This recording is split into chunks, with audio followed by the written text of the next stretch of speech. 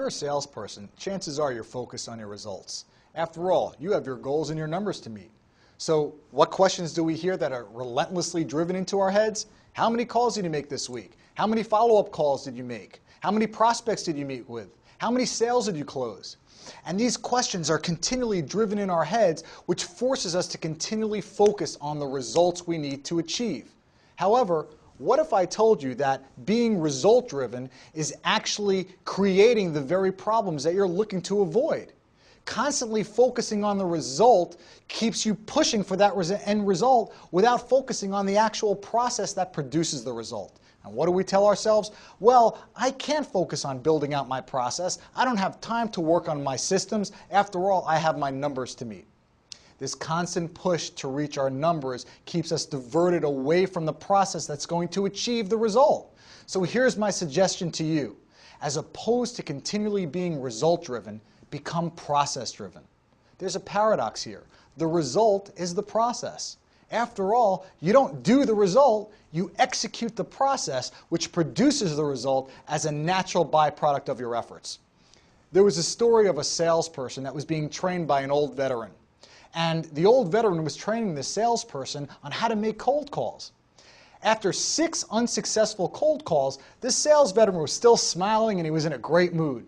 Now, this new recruit was looking at this veteran and he was saying, "What are you so happy about? You just got hung up on 6 times in a row."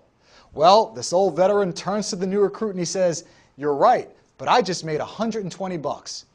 The new salesperson looks at the old recruit and he says, "I don't get it. How do you figure?" And the old veteran turned to the salesperson and he said, "Well, last week I made 500 phone calls and made $10,000. Folks, the result is the process.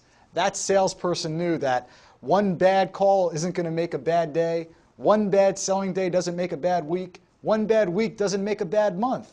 He knew with great certainty that if he just honored his process, the result would come naturally. So become process-driven.